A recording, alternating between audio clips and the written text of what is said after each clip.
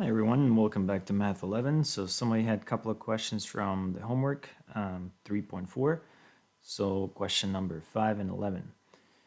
So for question number 5, we have this crane that stands on top of a building that's probably perhaps being built. So it's in the process of being built. How far is the point on the ground from the base of the building to the nearest tenth of a meter? So in this case, we're given the diagram here. So all we have to do is figure out what's asking us to find. So from the base of the building, from this point to the point on the ground, what is this distance? That's the first part of this question. What is this distance here? Right? So what do we know here? If you look, we have these two angles given. One of them goes from the point on the ground to the top of the building, and that is 32 degrees, and the other one goes from the ground to the top of the crane, which is 43 degrees. Now we also know the height of the building. Now we're looking for the distance here, and because the buildings are at 90 degrees to the ground, we know we have a right angled triangle. So not all the questions they're going to see require you to use sine law and cosine law. If you can get away with just using trigonometry, sine, cosine, and tangent, then go ahead and use that. So in this case, since we have a right angled triangle, we can actually use trigonometry to find this distance. So what we have here is, again, a triangle that looks like this. We know the height of it, so we know this length is 27. We know that this angle here is 32. Okay? And that's all we need to know in order to find, I call this distance D here, this side D. So in this case, since this is a right angled triangle, this is our angle of interest, which makes this side our opposite side. This is our hypotenuse, and this is our adjacent side. So if you're looking for the adjacent side and you know the opposite side, you can use tangent to find the adjacent side. So I'm going to write tangent of angle 32 degrees equal the opposite of our adjacent. Okay, so in this case, we know the opposite side, we don't know the adjacent side, so we need to cross multiply. So what we need to do is move the adjacent to the top and the tangent of 32 to the bottom. So cross multiply, and we get the adjacent equal the opposite over the tangent. Okay, you can plug in the number for the opposite side now, since we know it's 27 meters. So the adjacent is going to equal 27 over the tangent of 32 degrees. So in this case, 27, again, make sure it's in degrees. So 27 divided by tangent of 32 is 43.2 meters. Okay, so that's our distance D, which is now, we know, is 43.2 meters. All right, now, the other part says, how tall is the crane? So now the question is, what's the height of this crane? So basically from here to here, what is that height? Well, since we know the height of the building, and if you find the total height from the ground all the way to the top of the crane, if you know this height here, right, then we can subtract the overall height with the crane and the building and minus the 27 meters of the height of the building to find the height of the crane. So what we need to do now is find the overall height with the crane and the building together. And let's see, what else can we do here? Since we know the angle between the ground and the crane is 43 degrees, we can actually, now that we know this distance of 43.2, we can use trigonometry again. We don't need to use sine or cosine law here because we can get away with a right angle triangle here. So whenever you can do that, just stick to the basics.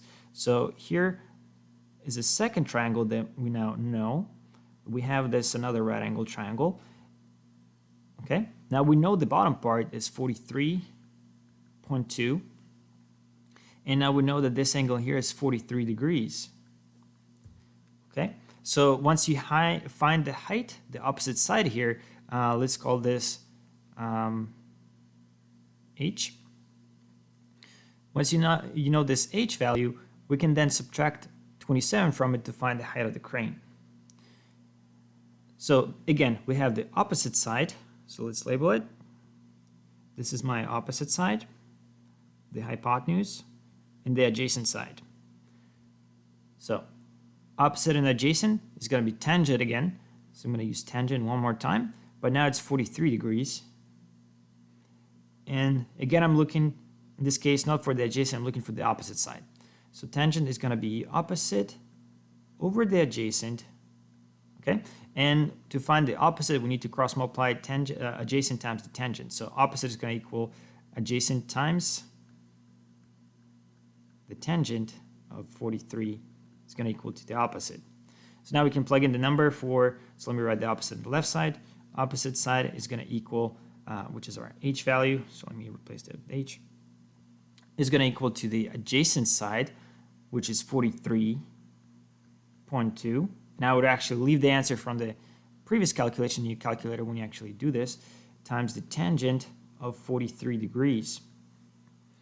And I already have the answer from the previous calculation, part A, so I didn't erase that. So I'm just going to do that times tangent of 43, and I get 40.3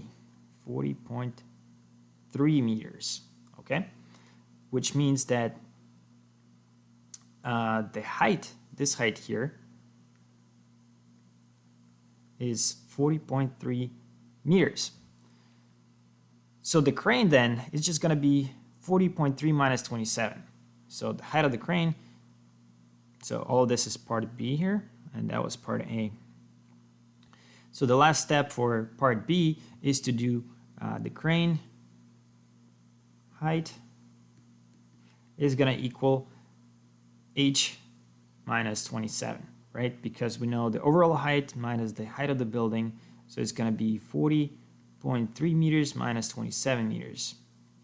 And let's see what that equals to, 13.3. So that's going to be the height of the crane. So as you can see here, don't really need to use sine or cosine law. Again, if you can get away with just right angle triangles, and if it's simpler than using anything else, then go with that. You don't need to always use sine and cosine law for some of these questions. Okay? The reason we learn about sine and cosine law is to expand your knowledge, but it doesn't mean that you always have to use it. So let's take a look at the next question. Now this question 11 does not have a diagram, so it's really important that you make a good diagram.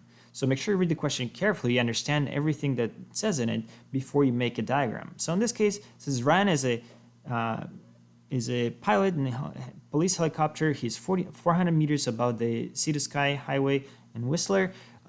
When he looks north, the angle of depression to the car accident is 65 degrees. When he looks south to the angle of depression to the approaching ambulance is 30 degrees. So again, angle of depression is measured from the horizontal, and this is really important because this is where people make mistakes whenever they see the word angle of depression or elevation. So if you have a horizontal reference, the angle of depression is always going to be from the horizontal down, okay? This is the angle of depression.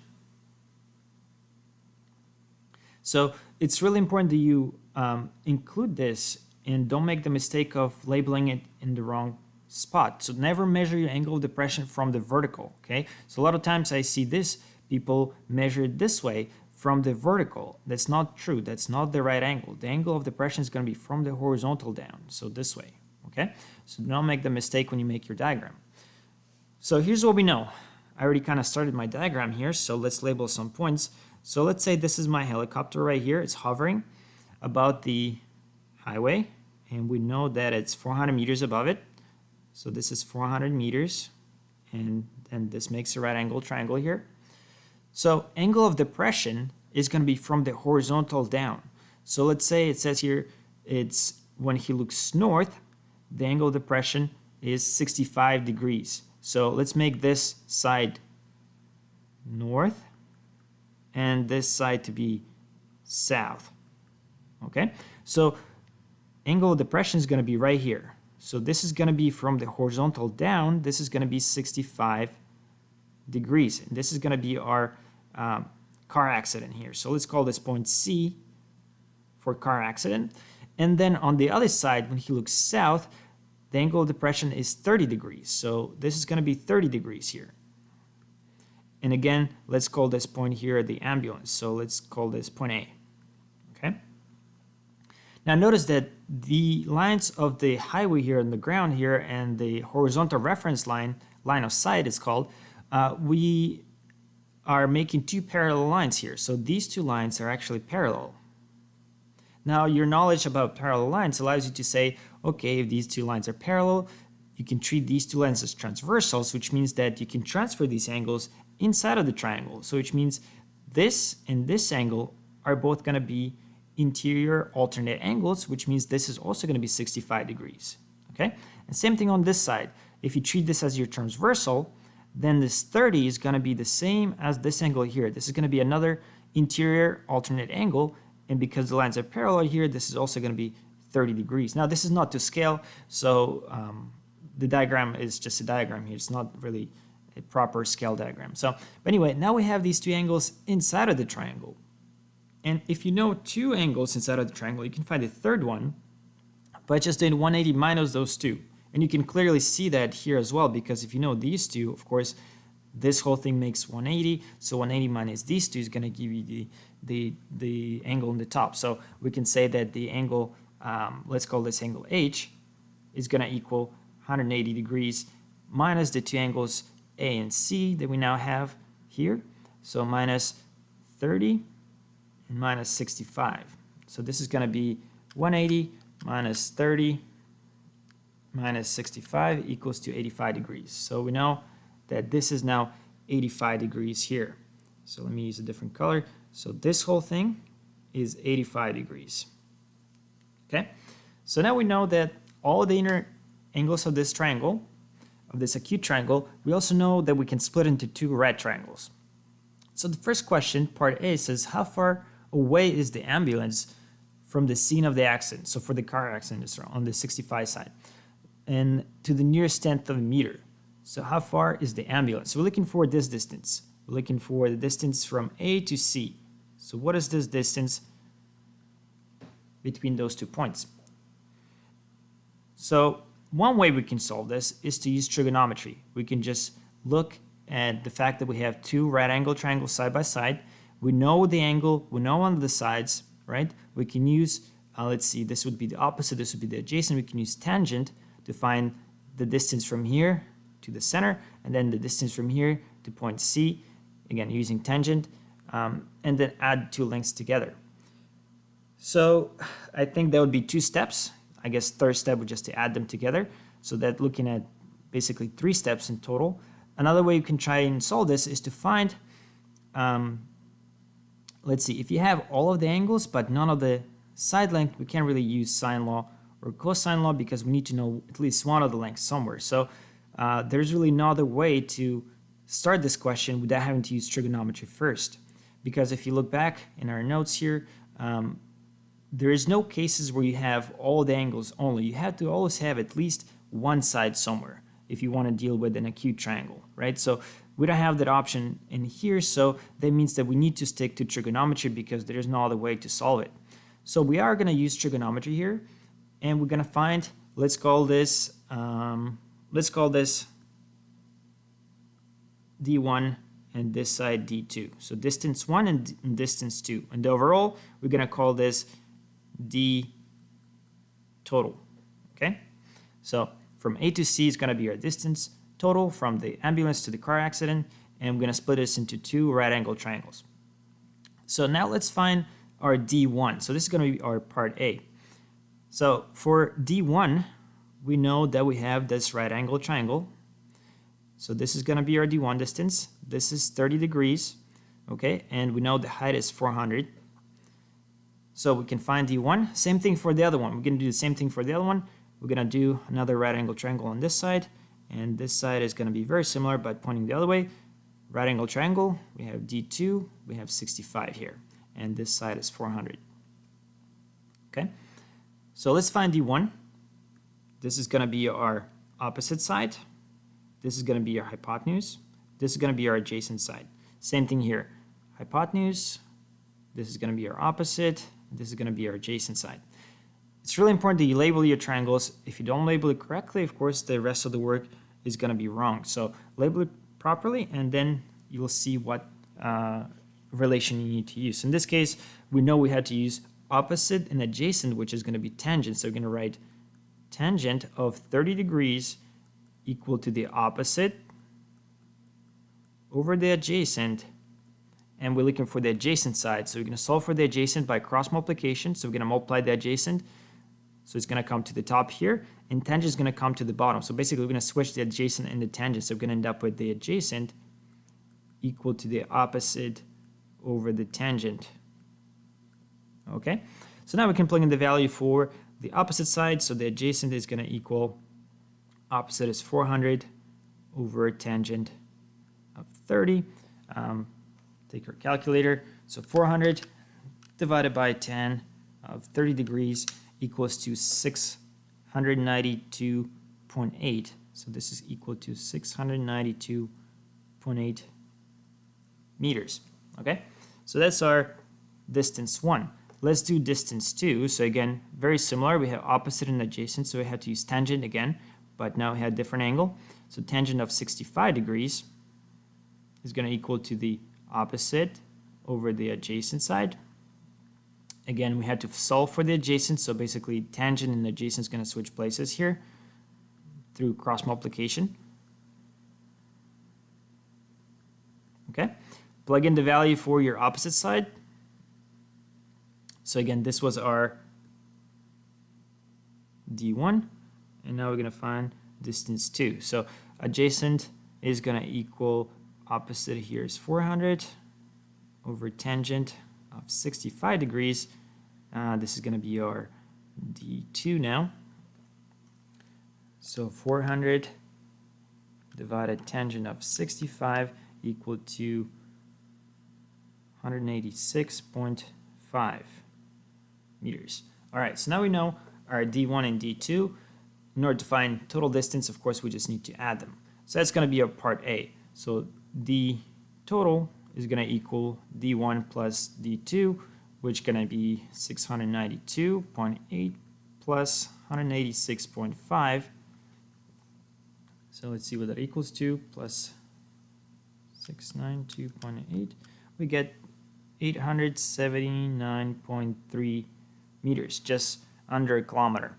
Okay, so that's our part A, question 11. So 879 meters or 0.3 meters. Now let's take a look at part B. Part B says the ambulance is traveling 80 kilometers an hour. How long will it take for the ambulance to reach the scene of the accident? So again, in this case, we didn't have to use sine law or cosine law. We actually couldn't do it because we were missing one of the lengths of one of the sides of the triangle. So there was no other way but to use trigonometry here, basic trig. But part B just asking us how long it will take. Well, if you know the speed, so now again, you have to remember some of your science class. So for part B, remember that speed is distance over time, right? So we're looking for the time. So which means that we're gonna cross multiply here to find the time. So time is gonna equal distance over the speed. Okay, so we know the distance and we know the speed. The only thing we have to do is check the units. Here we have meters, and the speed in the question is given in kilometers per hour. So we need to change either our speed to have meters in it, meters per hour, or change our distance to kilometers. In this case, it's easier to change just the distance to kilometers because basically we just need to move the decimal 3 spots. Okay, so let's change our distance, total distance between the car accident and the ambulance to kilometers first, and then we can find the time, which is going to be in hours. Okay, so we know the formula that we'll have to use, but before we use it, convert our distance from meters to kilometers. That's what we got to do. Okay, so again, this is all part of the part A. We have our distance of 879.3 meters. Now there's 1,000 meters in 1 kilometer. which means I'm going to multiply by meters have to go on the bottom, kilometers have to go on the top. I know there's 1,000 meters in 1 kilometer, which means, as you can see, we'll have to divide by 1,000, which will move the decimal 3 places to the left. So we're going to end up with 0.8793 kilometers. So the meters and meters cancel out. We'll end up with just kilometers. So that's our distance in kilometers. So now that you know your distance in kilometers, we can now find the time, which is going to be in hours, because our speed here, our speed is 80 kilometers per hour, and our distance is 0.8793 kilometers. Okay, so our time is going to be distance over speed. So it's going to be distance, d total, over speed, as for speed. Okay, so we're going to plug in our 0.8793, this is kilometers, over the speed, which is 80 kilometers per hour. So notice kilometers and kilometers are going to cancel out, and you're going to be left with hours as a unit.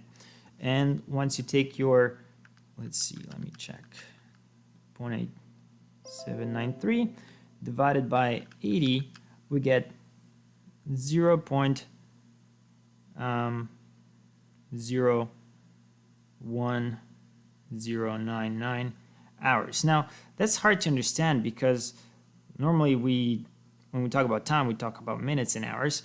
And in this case, the question just says, how long will it take? So it doesn't really specify what kind of units they want. So you could potentially leave this question as is, and you can say, well, that's how many hours it's going to be. But to perhaps understand it better, it'd be better if we converted it to minutes or seconds, right? Because that looks like a very small number in hours. So let's convert this to minutes first and see how many minutes that is. If it's still too confusing to understand, we can also convert it to seconds. So we know there are 60 minutes in an hour. So we're going to take our time. We're going to convert from minutes, from hours to minutes. So we're going to take our 0.01099 hours. And again, we're going to use cross multiplication here, or actually dimension analysis. We know that we have to get rid of the hours, so the hours have to go on the bottom, minutes have to go on the top. So 1 hour has 60 minutes in it, which means in this case we have to multiply by 60. So you take your answer, multiply by 60, and we get 0.65949 minutes. Now this still looks like kind of confusing, 0.65 minutes. I'm not sure what it is. So just a little over a minute. So let's convert this to seconds to make it a little easier to understand. So let's take our minutes here, 0.65949 minutes. And again, the question doesn't really ask you to do this, but like who understands that number? So let's convert it to seconds. So again, minutes will go away. You're going to be left with seconds. We know that 1 minute contains 60 seconds. So basically we multiply by 60 one more time, and we get 39.6 seconds. Okay, so basically about 40 seconds. Now you could have done this conversion all in one step. You can just multiply by 60 twice and you get your seconds, but I didn't know whether the answer is going to make sense in minutes or not. It didn't really make sense in minutes, so I converted to seconds, to smaller units. So the ambulance will take about 40 seconds to arrive to the scene of the accident. All right, so that's questions 5 and 11. So as you can see here, I didn't use sine law or cosine law. I just used tangent twice. That was it. So if you see that you have the potential of using just basic trigonometry, then just use that.